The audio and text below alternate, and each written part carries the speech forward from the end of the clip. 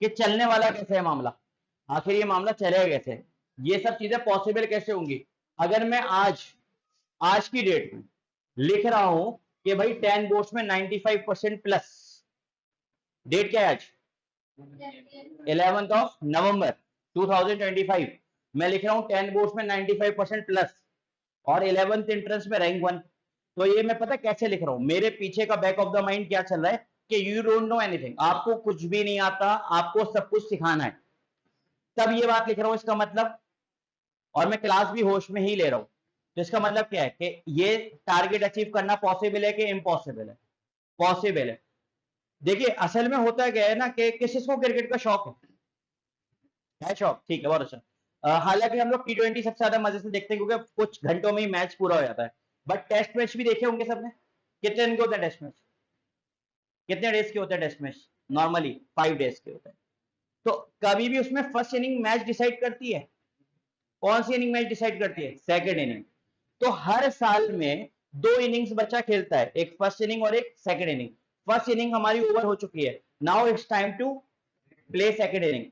और सेकंड, अभी तक तुम बहुत अच्छा पढ़ रहे थे, बहुत अच्छी बात है, तुम बहुत ही खराब पढ़ रहे थे, और अच्छी बात है, कम से कम अभी 6 महीने जिंदगी के मजे तो ले लिए ना, ठीक है। अब आगे की जो सेकंड इनिंग है वो मजबूती से संभालनी है भाई, क्योंकि अगर सेकंड इनिंग में तुम खेल तमाशा करोगे तो ये टारगेट तो छोड़ो, 350 400 रैंक पे भी नहीं पहुंचोगे। आ रही है बात समझ में। तो आज से अपने आप को ऐसा मोटिवेट कर लेना, ऐसा मोटिवेट कर लेना कि तुम्हारा मोटिवेशन खत्म कब होगा, जिस दिन तुम 11th इंट्रेंस का पेपर देके फ्री हो चुके होगे। 10 बोर्ड्स बहुत अच्छे गए, ओवर एक्साइटेड, 3 दिन 4 दिन क्लास छोड़ दी ना, सबसे बड़ी गलती है। हर दिन डिसिप्लिन वे में पढ़ाई करनी, हर दिन कंसिस्टेंटली पढ़ाई करनी, ऐसा नहीं करना कि एक दिन 8 घंटे पढ़ के 4 दिन तफरी काट रहे हैं। समझ में आ रहा है कि नहीं आ रहा। तो हर दिन आपको अपनी पढ़ाई को टाइम डिवोट करना है, और भाई सही बता रहा हूं, मंत्र है, शॉर्टकट है, पढ़ाई अच्छे से कर लो, सक्सेसफुल लाइफ होने के चांसेस बहुत ज्यादा हो जाते हैं। आ रही है बात समझ में, ठीक है। अब इसके बाद कुछ चीजें हैं, आप लोगों ने नाम सुना होगा डायरेक्टली प्रोपोर्शनल और inversely proportional.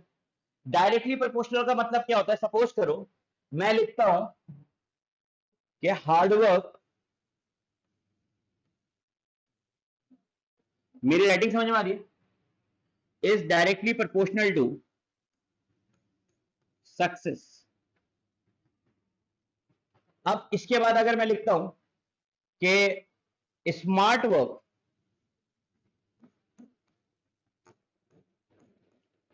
Is directly proportional to success, ठीक है।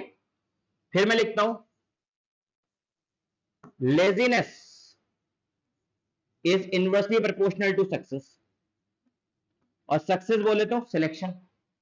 इसका मतलब क्या है, ये मेरे पास ले लो इक्वेशन नंबर 1। सर क्या आज ही से इक्वेशन नंबर 1 इक्वेशन 2 शुरू कर दी, समझने के लिए ना। इस वाली को मैंने ले लिया इक्वेशन नंबर 1, इसको ले लिया 2 और इसको ले लिया 3। जरा इन तीनों के हिसाब से आप पहले मुझसे बात करके देखो। अगर मैं हार्डवर्क को बढ़ाता हूं तो सक्सेस के चांसेस बढ़ेंगे।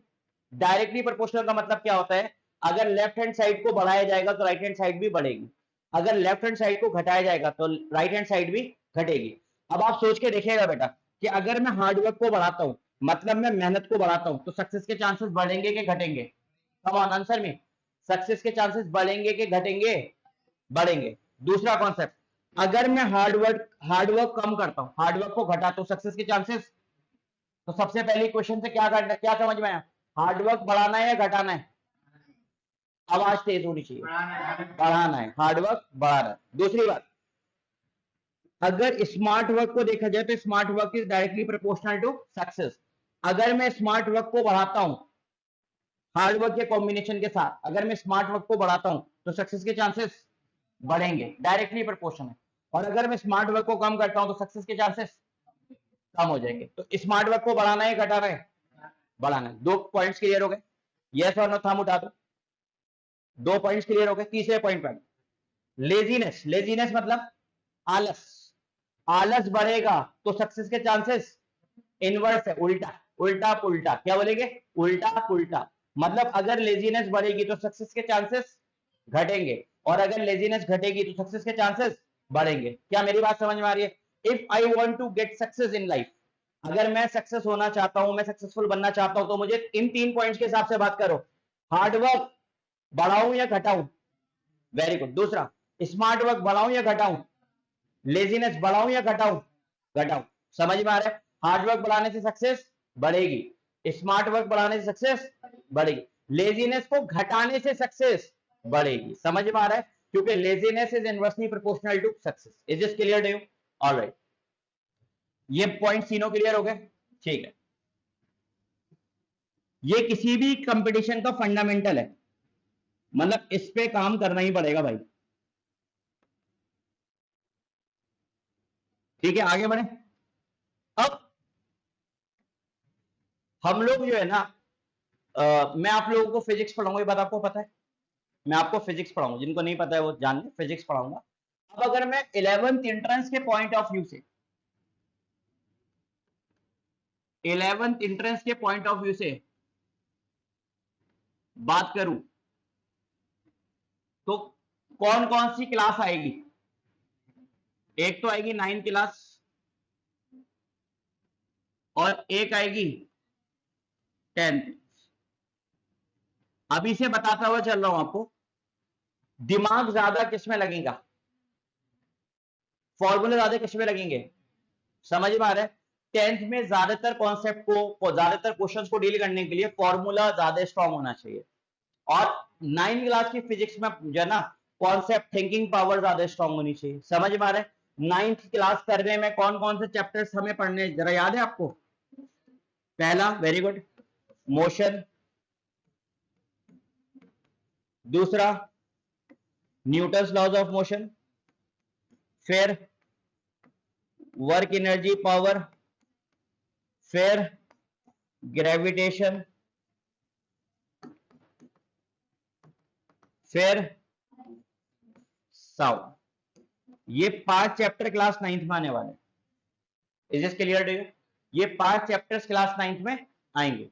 और अगर मैं क्लास 10th की बात करूं, तो इलेक्ट्रिसिटी,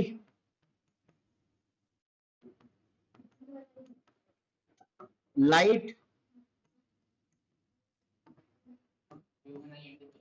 ह्यूमन आई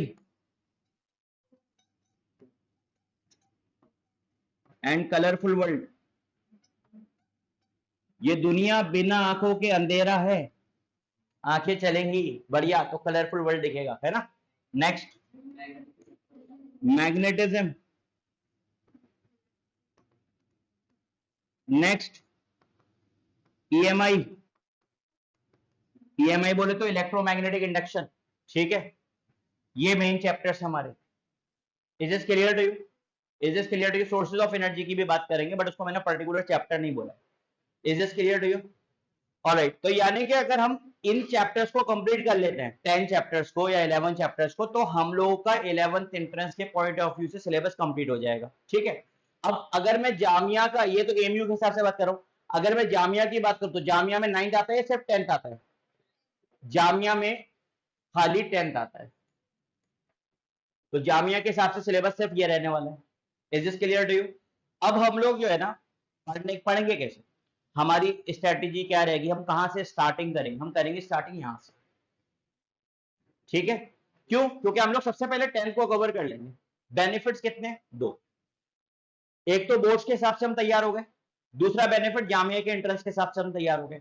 फिर हम लोग 9th का पोर्शन उठाएंगे। क्या इतनी बात आप लोगों को समझ में आ रही है मेरे भाई? अच्छे से, कोई डाउट है इसमें? वो 3 रिलेशंस याद रहेंगे कब तक? वैसे तो ऑथेंटिकली बोलूं तो वो लाइफ टाइम रिलेशन है, वो 3 रिलेशन लाइफ टाइम वैलिड है। मतलब वो 3 रिलेशंस अगर हमारे स्ट्रांगली क्लियर है, तो हम सक्सेसफुल होते ही रहेंगे। ठीक है, चलो अब आगे बात करते हैं। आप लोग मुझे एकदम ईमानदारी से बताइए, एकदम ईमानदारी से, ऑनेस्ट, इनमें से कौन सा चैप्टर तुम्हारा स्ट्रांग है 10th वालों में से? किस इसका इलेक्ट्रिसिटी स्ट्रांग है? इलेक्ट्रिसिटी किस इसका स्ट्रांग है? लाइट, लाइट स्ट्रांग है। ठीक है, human I and colourful world, ये फिजिक्स है, जनरल नॉलेज है।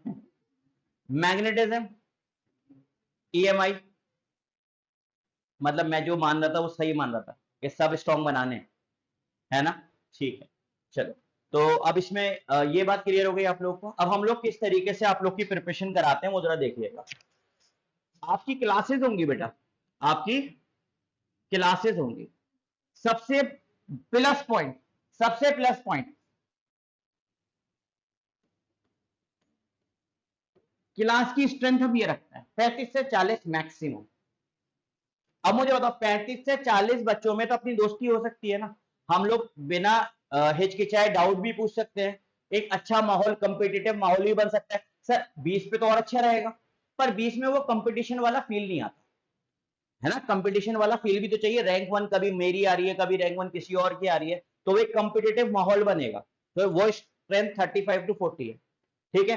पहला प्लस पॉइंट जो इस बैच को सक्सेसफुल बनाएगा कि छोटा बैच है। दूसरी बात, क्लासेस के बाद आपको मिलेगी सीपीटी।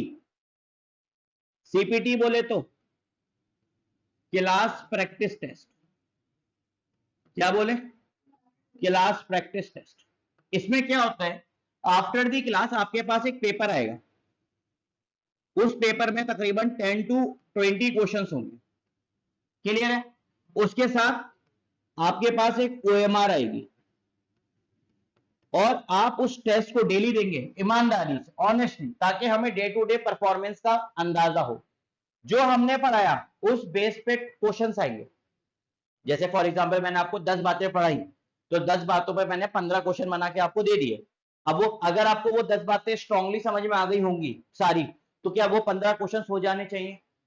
यस और नो, आवाज से। Yes sir. अगर उन 15 क्वेश्चन में से फॉर एग्जांपल मेरे से 12 क्वेश्चन हुए, 14 क्वेश्चन हुए, यानी कि वो जो 10 बातें की गई थी, क्या वो पूरी क्लियर है या आधी अधूरी क्लियर है? तो क्या उसको हमें पूरा क्लियर करना पड़ेगा? यानी कि आप फौरन ही डाउट लेंगे नेक्स्ट डे कि जैसे ही मुझे पता चला मैं शीट पूरी नहीं कर पा रहा हूं, इसका मतलब मेरे कॉन्सेप्ट्स कहीं ना कहीं लैग कर रहे हैं, और लैग कर रहे हैं तो मुझे टीचर के डाउट की सपोर्ट की जरूरत। तो आप फौरन डाउट लेंगे, और डाउट भी ऐसा नहीं लेंगे हम लोग के, जो बच्चे मुझे जानते हैं, जो बच्चे पहले पढ़े हुए हैं मुझसे, वो जानते हैं कि मैं डाउट भीड़ में नहीं लेता। एक एक बच्चे को बुला के डाउट होता है, एक एक बच्चे को बुला के, क्या, ताकि कभी कभी क्या होता है, हमने क्वेश्चन सॉल्व किया, बच्चे को प्लस माइनस कहीं समझ में नहीं आ रहा कि ये माइनस क्यों हो गया, ये प्लस क्यों नहीं हुआ, फॉर्मूले में प्लस लिखा था, यहाँ पर आपने वैल्यू माइनस क्यों ली गई, ऐसे थॉट्स भी आते हैं। तो बच्चा भीड़ में आएगा, 2-3 बच्चों के साथ आएगा डाउट पूछने, तो वो शायद हिम्मत नहीं कर पाएगा, क्योंकि बाकी के 3 खड़े हुए बच्चों में 2 बच्चे कहेंगे ओके ओके सर समझ में आ रहा है, और वो बच्चे को समझ में नहीं आया, तो वो बच्चे की हिम्मत नहीं होगी कहने की कि सर समझ में नहीं आया। तो अकेला बच्चा होगा तो खुल के बोलेगा सर ये कैसे, ये क्या जुगाड़बाजी हुई है, तो वो जुगाड़बाजी हम आपको समझा देंगे, ठीक है। अब इसके बाद सीपीटी हो गई। सीपीटी आपने ओएमआर लिखी, ओएमआर फिल करी, ओएमआर को फिल करके आप ओएमआर सबमिट कर देंगे, ठीक है। एक प्रोसेस हो गया। अब क्या होगा सर, ये ओएमआर रद्दी में जाएंगे? नहीं, इसके बाद क्या होगा, आपको एक एप्लीकेशन डाउनलोड करवाई जाएगी विंग्स एकेडमी की। क्या डाउनलोड करवाई जाएगी? विंग्स एकेडमी की एप्लीकेशन, ठीक है। विंग्स एकेडमी की एप्लीकेशन पे इसका जो आपने टेस्ट दिया है सीपीटी का, उसका रिजल्ट आएगा, ताकि आपको यह पता चल जाए कि मेरी परफॉर्मेंस कैसी है। Is this clear to you? Is this clear to you? फिर आपकी बेटा मंडे टू सैटरडे, ये मंडे टू सैटरडे क्लासेस होंगी, एकदम अच्छे से हम लोग मंडे टू सैटरडे क्लासेस करेंगे। और मंडे टू सैटरडे हमारे पास 6 पेपर हो चुके होंगे, मंडे टू सैटरडे 6 पेपर हो चुके होंगे। अगर मैं ये कहता हूं कि 6 पेपर हुए और हर पेपर में अप्रोक्सीमेटली 15 क्वेश्चन आए, तो टोटल नंबर ऑफ क्वेश्चन कितने हो गए बताइए?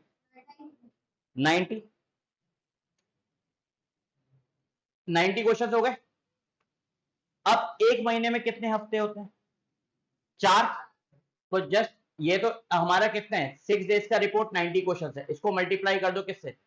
4 से। कितना आ रहा है? पक्का मैथ्स है?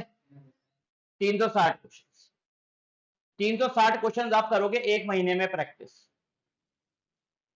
ये मैंने एवरेज लिया है, हालांकि इससे ऊपर ही बैठता है, समझ में आ रहा है? मतलब एवरेज जो निकलता है एक्जैक्टली वो 20 क्वेश्चन का निकलता है, बट मैंने 15 माने। तो कितने एक महीने में कितने क्वेश्चन करें? 360 क्वेश्चन। इसके साथ आपको क्या मिलेगा? मटेरियल। मटेरियल भी बहुत अच्छा है, क्वेश्चन बैंक है उसमें पूरा। उसके साथ आपने तकरीबन 100 क्वेश्चन इस मटेरियल से कर लिए उस महीने में, तो 360 प्लस 100 क्वेश्चन कितने हो गए? 460 क्वेश्चन। अब मैंने कहा आप इससे ज्यादा आगे बढ़ ही नहीं पाए, आप इतना ही कन्फाइंड हो, ठीक है। 460 क्वेश्चन एक महीने में कितने संडे यूजुअली? 4 संडे। 4 संडे में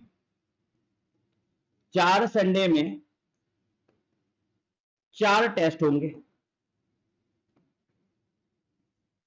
इसके क्वेश्चन अलग से लगाओ। समझ में आ रहा है कि नहीं आ रहा है?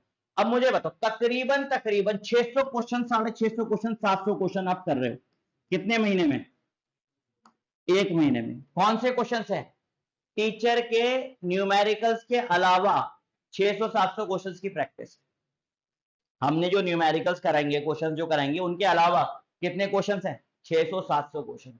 अब जितने भी महीने की प्रिपरेशन आप करने वाले हो, मार्च तक तो है ही, अगर मैं कहता हूं अप्रैल में टेस्ट हो गया, मार्च तक तो टाइम है, लगाओ जरा हिसाब, दिसंबर, जनवरी, फरवरी, मार्च, मल्टीप्लाई कर लो इसको 4 महीने, 2800 क्वेश्चन। 2800 क्वेश्चन आप करोगे, आपको लगता है इसमें सिलेक्शन रुक जाएगा? रुकने के चांसेस जरा से भी? 2800 वेल डिजाइन क्वेश्चंस आपके पास होंगे, और वो 2800 वेल डिजाइन क्वेश्चंस, अब एक तरीका ये होता है कि 2800 क्वेश्चन की शीट हम आपको पकड़ा दें, आपको भी छड़ोगे इतनी मोटी बुक मिल गई है कोचिंग से, हालांकि बुक मिलती है बट इतनी मोटी बुक मिली है क्वेश्चंस की, टेंशन होगा, घबराहट ज्यादा होगी, कैसे करें क्या करें समझ में नहीं आ रहा। तो हमने क्या करना ना, सीपीटी का पैटर्न इसलिए रखा है, डेली टू डेली आपको लोड दिया जाएगा थोड़ा थोड़ा। और लोड क्या, वो तो मजा है, 10 बातें मुझसे, मुझे 10 बातें आती हैं, अब उन 10 बातों के बारे में तो मुझसे कुछ भी पूछो, मैं बताऊंगा कि नहीं बताऊंगा, और बताने में बोर होऊंगा या मजा आएगा? मजा आएगा। तो वही पॉलिसी यहां पर हमारी अप्लाई होगी। Is this clear to you? Is this clear to you? अब जो आपके संडे में टेस्ट होंगे, उस टेस्ट का रिजल्ट इस तरीके से दिखाएंगे, जैसे फॉर एग्जांपल फिजिक्स हो गई, केमिस्ट्री होगी, बायो, बाकी सब्जेक्ट जो होते हैं वो सब लिख देंगे, ऐसे रिजल्ट बन के आता है पूरा। इसमें आपने अटेम्प्ट कितने करे, क्योंकि इसमें नेगेटिव मार्किंग भी है, मालूम है ना? Every question will give you, every correct question will give you 1 mark. अगर आप क्वेश्चन को लेफ्ट कर देते हो तो 1 मार्क नहीं काउंट होगा, मतलब वो मार्क गया, और अगर आप उसको गलत अटेम्प्ट करते हो तो -0.25 होगा। -0.25 मतलब आपके पर्सनल अकाउंट से 0.25 की चोरी होगी, मतलब एक गलत का मतलब 1 नंबर जाना या 1.25 जाना, 1.25 जाना, और एक सही का मतलब 1 नंबर आना।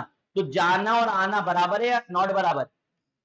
आ कमरा है और जा, तो हर क्वेश्चन को बहुत होश में करना है बेटा, हर क्वेश्चन को बहुत होश में करने की जरूरत है। समझ में आ रहा है कि नहीं आ रहा? ठीक है। अब जैसे इस हम रिजल्ट में तो ऐसे भी दे सकते थे भाई, आपके 100 में से 70 नंबर है, ऐसे भी दे सकते थे, सबको समझ में आ गया जी 70% मैंने अटेम्प्ट कर दिया पेपर।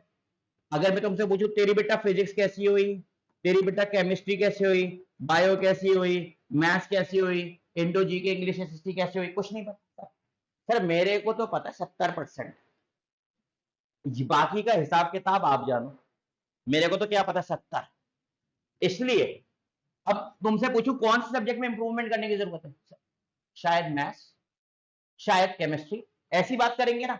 अब फिजिक्स का अटेम्प्ट कितना किया, करेक्ट कितना हुआ, रॉन्ग कितना हुआ, मार्क्स कितने आए?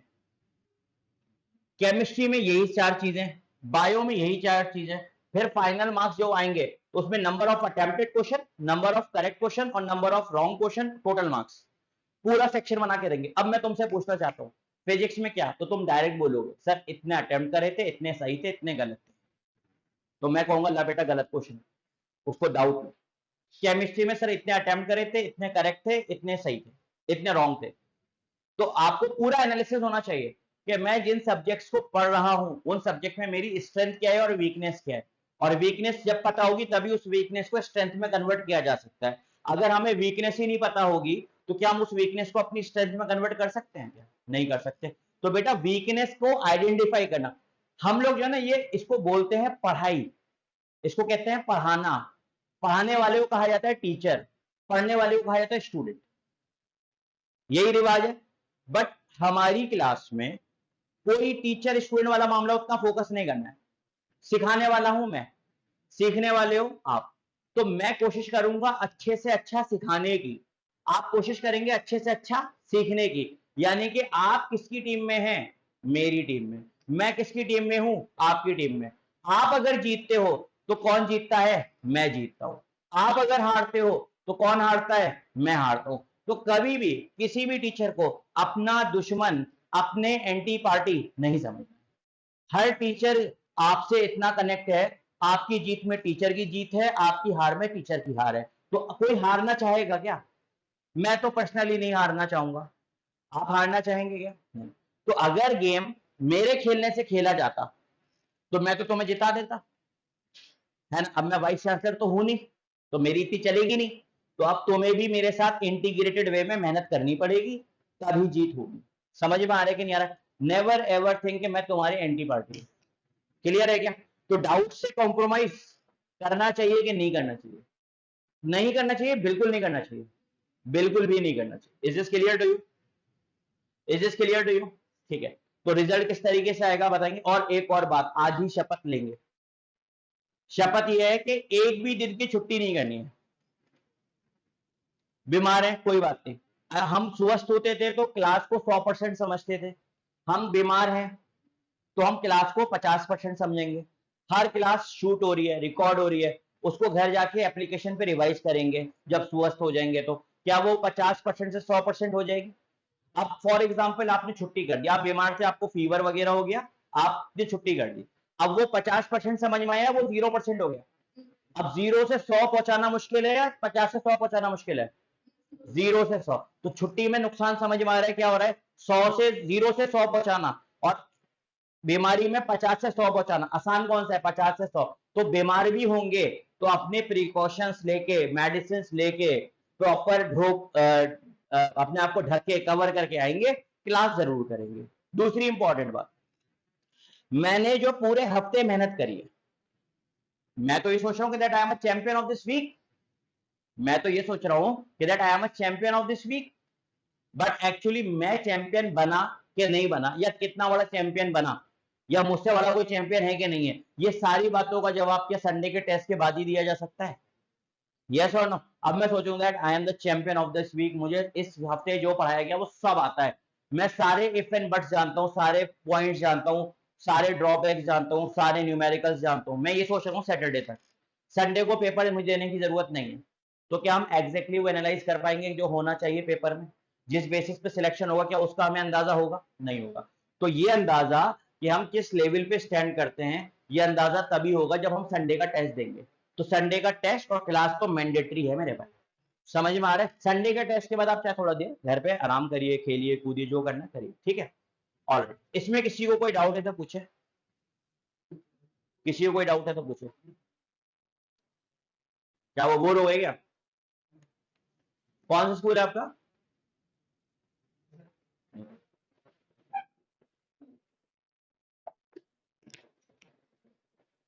यहां तक सारी बातें ओके? पक्की बात है। चल आगे बढ़। अब बाकी की सारी चीजें मैंने कोशिश करी है कि आपको हर एक बात, चीजें जो मेन चीजें जो आपको दिखानी है, जो आपको समझानी है, जो मैं आपको समझा सकता हूँ वो मैंने आपको समझा दिया। जैसे कि ये 3 points, then after that syllabus, then after that ये बेसिक्स, हम लोग जिस तरीके से प्रोग्राम को रन करने वाले हैं, कितने क्वेश्चन प्रैक्टिस करने वाले हैं, ये सब चीजें हमने डिस्कस कर ली, ठीक है। अब बाकी आप टाइम टू टाइम ये चीजें देखेंगे, ठीक है। इसके बाद आप लोगों को एक और बात बता दे रहा हूँ, मेंटोर टीचर भी एक मिलता है। मेंटोर टीचर का काम क्या होता है कि फॉर एग्जांपल आप मेरे से फिजिक्स पढ़ रहे हैं, ठीक है। अब आपको मेरे से कोई प्रॉब्लम है, हालांकि मेरी कोशिश तो ये है कि आप लोगों के साथ एक ऐसा बॉन्ड बने, एक ऐसे बॉन्ड हम लोग बना के रखें कि if you have any problem, आपको बिल्कुल भी शर्माने की, झिझकने की जरूरत नहीं, आप डायरेक्टली आकर प्रॉब्लम को शेयर कर। बट ये माँ बाप के साथ भी नहीं हो पाता। अगर कभी प्रॉब्लम होती है तो हो सकता है पापा अगर सख्त है तो मम्मी को शेयर करते हैं, कभी कभी मम्मी सख्त होती है तो पापा को शेयर करते हैं, है ना। तो जब वो घरों में नहीं हो पाता तो कोचिंग में होने थोड़ा मुश्किल है ना। कोई टीचर आपको लगता है कि बहुत ज्यादा सख्त है तो आपको वहां पे प्रॉब्लम शेयर करने में प्रॉब्लम होगी, तो आप क्या करेंगे, आपको एक मेंटोर टीचर दिए जाते हैं। मेंटोर टीचर से आप अपनी प्रॉब्लम शेयर कर सकते हैं। मेंटोर टीचर इज बेसिकली घर की मम्मी, पर यहाँ पे मम्मी नहीं है, यहाँ पे सर है, ठीक है। तो उनको आप अपनी प्रॉब्लम शेयर कर सकते हैं, और अगर आपको कोई प्रॉब्लम है तो, और प्रॉब्लम शेयर करते ही आपके प्रॉब्लम का सोल्यूशन हो जाएगा, ठीक है। बट कॉम्प्रोमाइज नहीं करना है प्रॉब्लम से, ठीक है। चल, तो अभी आप लोग के टेस्ट वगैरह कब है स्कूल में, कोई मुझे बता सकता है? 17th of November. क्या आ रहा है सिलेबस, क्या है? इलेक्ट्रिसिटी ही आ रहा है, ठीक है। हाँ वो एक असाइनमेंट हो जाता है। एमयू के कौन कौन है आप में से? ठीक है, आप लोग इंटरनल हो। How much percent you scored in 9th class?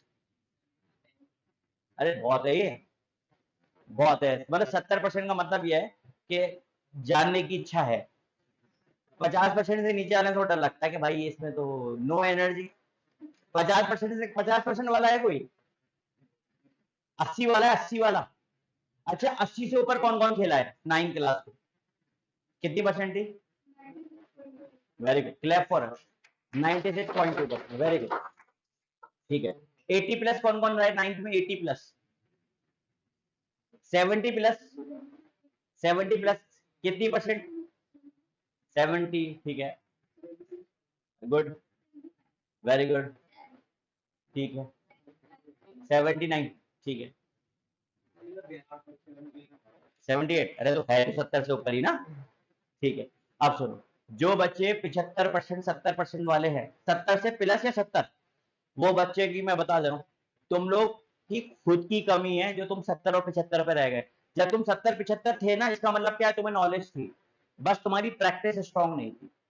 70% आने का मतलब ये है कि आपकी सिलेबस नॉलेज है, बट आप अगर प्रैक्टिस ज्यादा करते तो आपकी वो परसेंटेज 90, 95, 94, 70 तक पहुंचने में नॉलेज का काम होता है। 70 से ऊपर पहुंचने में मानता हूँ, हो सकता है और दूसरे टीचर दूसरा कुछ मानते हो। मेरा अपना पर्सनल ऑब्जर्वेशन ये होता है कि अगर 70% ईमानदारी की है, जुगाड़बाजी की नहीं है, चीटिंग की नहीं है, तो 70 से 95 पहुंचना, 96 पहुंचना कोई बहुत बड़ी बात नहीं है। 70 के बाद 90 की लीग में पहुंचने का मतलब है कि we have to practice more hard, हमें ज्यादा प्रैक्टिस करनी है। समझ में आ रहा है? तो मेरे भाई अब 70 पे कन्फाइन नहीं रहना, अब प्रैक्टिस करनी है। और प्रैक्टिस कैसे? जो हमने प्रैक्टिस का प्रोसीजर बना रखा है उसमें एकदम डूब के करना है। ऐसा नहीं कि सीपीटी भी करनी है, ऐसा ऐसा फील है सर क्लासेस के बाद सीपीटी, अरे नहीं सर, ऐसा सर आज घर चले सर, आज की बात, सर पेट में दर्द हो रहा है सर, सर में दर्द हो सर, आज बस आज जाने दीजिए सर, कल से पक्का CPT. Every single day will decide your future, simple. हर जैसे है ना, तुम्हें बायोलॉजी से कनेक्ट करता हूँ, बायोलॉजी, थोड़ी सी बायोलॉजी मैंने पढ़ी। Cell is the fundamental unit of life, सुना है? अगर सेल की रिजेम्बलेंस हम घर से देखें तो ब्रिक, अगर मैं तुम्हारे घर की एक दीवार बना दूं, तुमने सपोज करो मुझे एक टेंडर दिया है, दीवार बनानी है सर, ठीक है। अब तुमने मुझे 10,000 रुपए देने हैं उस दीवार बनाने के, ठीक है। तुमने मुझे 5,000 रुपए एडवांस दे दिए। कितने एडवांस दे दिए? 5,000। और उस दीवार बनाने में सपोज करो 5,000 ईंटें लग रही है। कितनी ईंटें लग रही है? 5,000। 5,000 मेरी जेब में आ चुके हैं, बचे कितने जो तुम्हें देने? 5,000। मैंने जो है ना 5,000 ईंटों में एक ईंट नहीं लगाई, मतलब मैंने 4,999 ईंटें लगाई हैं। तुम मुझे बाकी के 5,000 दे दोगे? खुद बताओ, आवाज से ये फिजिक्स थोड़ी है तो तुम्हारी नॉर्मल भावनाएं जानना चाह रहा, दे दोगे क्या? कौन कौन नहीं देगा? हाल लो, कौन कौन 4,900 नहीं है वो पैसे नहीं देगा मुझे रिमेनिंग? हाल लो भाई, क्यों ही दोगे जब तुम देखोगे पूरी दीवार चल के बीच में एक छेद किस बात का है? ये ये क्या है? What is this? Is it the design? तो सबको पता है वो डिजाइन नहीं है, तो क्या सब समझ लोगे मैंने एक ईंट का गेम खेल दिया है और तुम मेरे सारे पैसे रोक लोगे? ऐसा थोड़ी है। एक ईंट की कीमत फॉर एग्जाम्पल 10 रुपए, तो तुम मुझे जो है 5,000 रुपए में से 10 रुपए माइनस करके दोगे, ऐसे 4,990 दोगे? नहीं, पूरे काट दोगे 5,000 के 5,000। क्यों? मैंने तो सिर्फ एक ईंट नहीं लगाई थी, बाकी की तो लगाई थी। तो this is the importance of one day, this is the importance of a single day. नहीं कनेक्ट कर पा रहे हो? समझ गए कि नहीं हमें? तो मेरा भाई एक दिन का मतलब, जैसे ना एक चुटकी सिंदूर की कीमत तुम क्या जानो, ओम शांति ओम मूवी है ना, सुना है ना? ऐसे ही एक ईंट की कीमत आज पता चली कि नहीं पता चली? आधी तनख्वाह या पूरी गायब? एक पोस्ट, आज मैं क्लास नहीं आ रहा हूं, ज्यादा से ज्यादा क्या एक क्वेश्चन नहीं होगा मुझसे? ऐसा है या कहीं नहीं होने वाले हैं? कहीं नहीं होने वाले हैं। समझ में आ रहा है कि नहीं आ रहा है? तो एक दिन, every single day is important. Is this clear to you? चलो, अब ये सारी बातें मैं उम्मीद करूंगा कि आप लोगों से आज मैंने कर ली हैं। इसको 11th इंट्रेंस के पेपर तक पहुंचने के लिए हमें इस बात को रिपीट टेलीकास्ट पे नहीं करना है। अगर जरूरत लगती है ये बातें सुनने की तो मैं ये लेक्चर यूट्यूब पर उठा के डाल दूंगा, सुनते रहना। जब जब लगे कि मोटिवेशन कम हो रहा है सुन लेना, और स्पेशली सुनना एक ईंट की कीमत, वो इंपॉर्टेंट है। समझ में आ रहा है कि नहीं आ रहा? चलो बहुत अच्छी बात है। चलो ठीक है, शुरुआत करिए, शुरुआत करिए। तो किस चैप्टर की शुरुआत होगी भाई साहब? पहले इलेक्ट्रिसिटी निपटा लो, पहले इलेक्ट्रिसिटी निपटा लो, बाकी बाकी तो काम चल जाएगा। ठीक है, एक इलेक्ट्रिसिटी इंटरेस्टिंग है, जरा इंटरेस्टिंग तो सभी है, पर इलेक्ट्रिसिटी एक थोड़ा टफ चैप्टर पड़ता है बच्चों को समझने के लिए, तो उसको ही सबसे पहले टफ को ही तोड़ो। समझ में आ रहा है? अब मेरी एक और बात सुनिएगा, आप लोगों को स्पेशली ये तो चीजें हमने कमिटमेंट आपको करी थी at a time of admission, वो सारी चीजें मैंने आपको बता दी।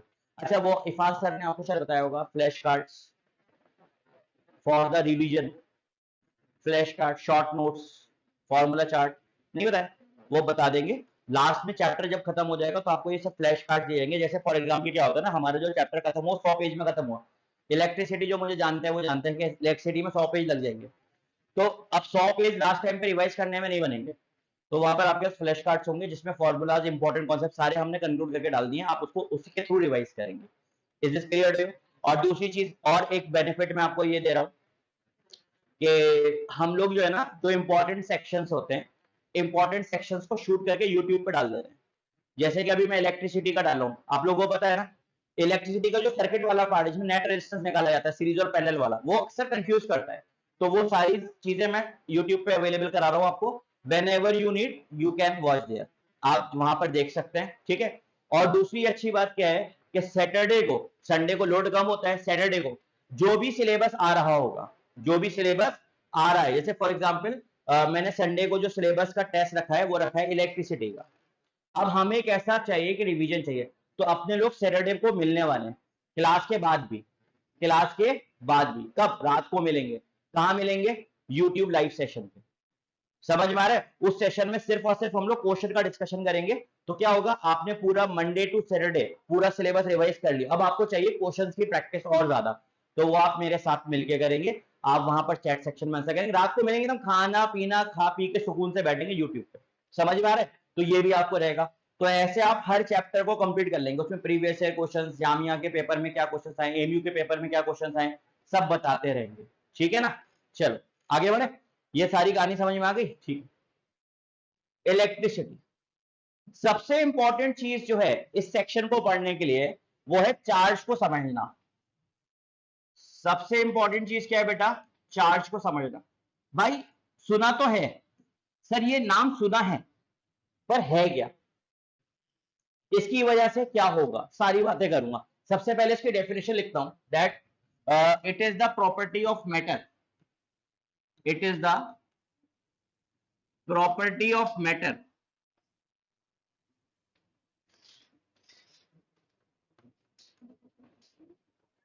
due to which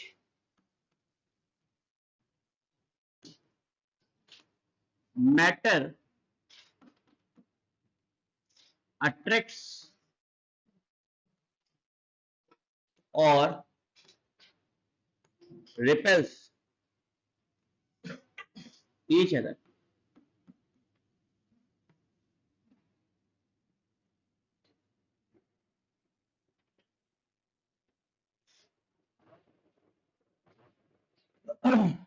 Do you know what is attraction? एक दूसरे को पास आना, एंड रिपल्जन एक दूसरे से दूर जा। ठीक है, तो आप इसकी अभी लिख लीजिएगा, मैं इसको डिस्कस कर लूं फिर इसको अच्छे समझ लें। It is the property of what? It is the property of, यार ये शब्द भी सुना हुआ है, ये शब्द भी सुना है, कहां सुना है सर? केमिस्ट्री में।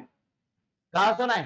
केमिस्ट्री में। क्या सुना है sir? Anything which occupies space and have mass is called matter, यही होता है। तो सर ये मैटर को आप इंप्रूव करो। चार्ज जो है ये एक प्रॉपर्टी है, क्या है? प्रॉपर्टी। किसकी प्रॉपर्टी है? मैटर की प्रॉपर्टी है। अब सर ये मैटर के अंदर ये प्रॉपर्टी आ गई चार्ज, अब इससे होगा क्या? इससे ये होगा कि दो पीसेज ऑफ मैटर या तो आपस में अट्रैक्ट होंगे या फिर रिपेल होंगे। Is this clear to you? Is this clear to you? यहां से एक और पॉइंट बनता है कि charge is responsible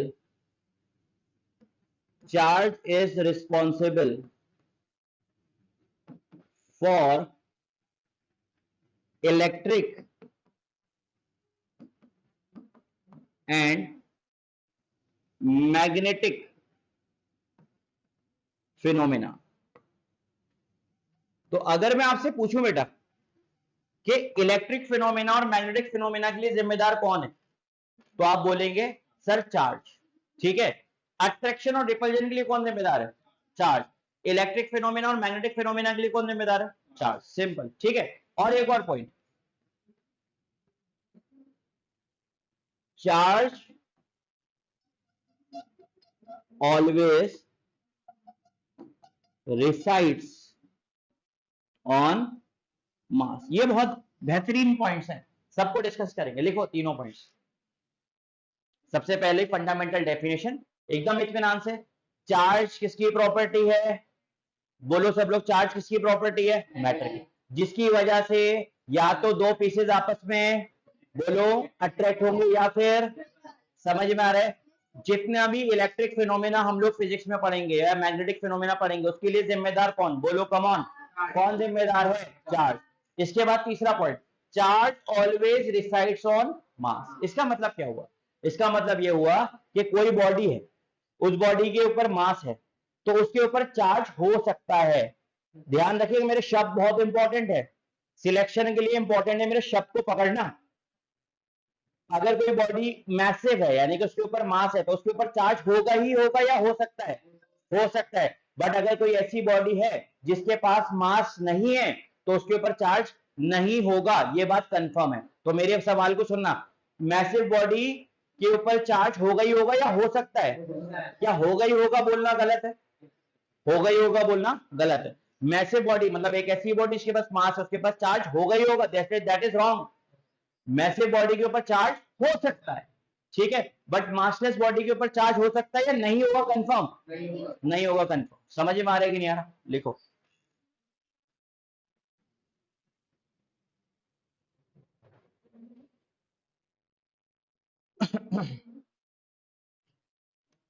इसके बाद आप लोग किसकी class, biology.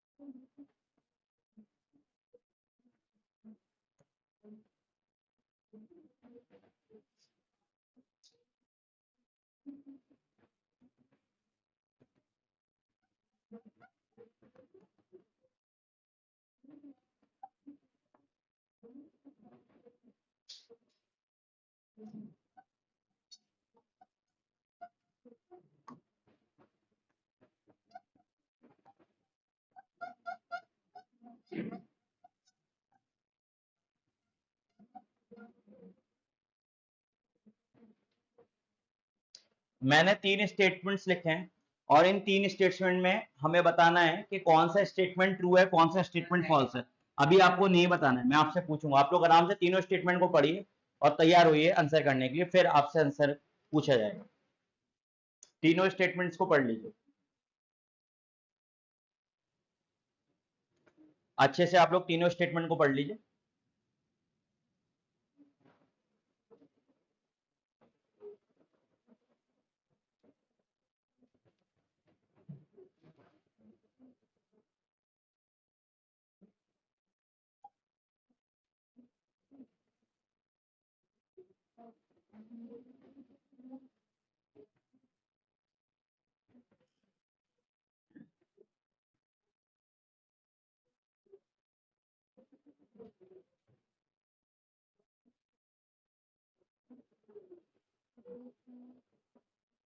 Are you guys ready?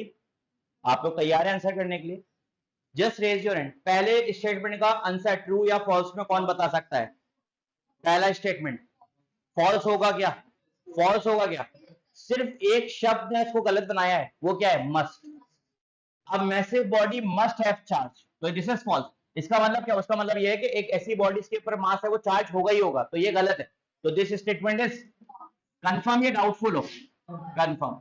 Statement number 2 पढ़िए, a massive body may have charge. इस स्टेटमेंट को गलत करने वाला एक शब्द और इस स्टेटमेंट को सही करने वाला भी एक शब्द। अगर यहाँ पे मे को रिप्लेस कर दिया जाए मस्ट से, तो बताओ क्या ये भी निपट जाएगा?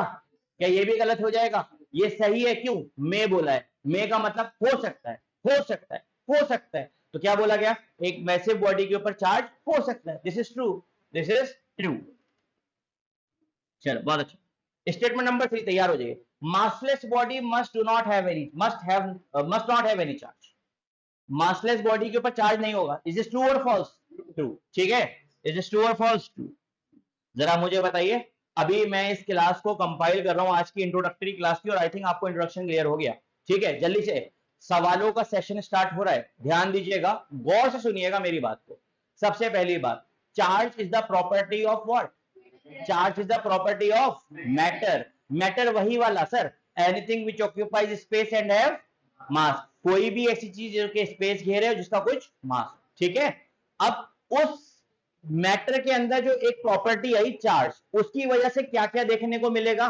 दो पीसेस या तो आपस में, या फिर, यानी कि कह सकते हैं क्या कि अट्रैक्शन और रिपल्जन कराने के लिए कौन से भाई साहब जिम्मेदार है? आंसर मी, कौन से भाई साहब जिम्मेदार है? चार्ज।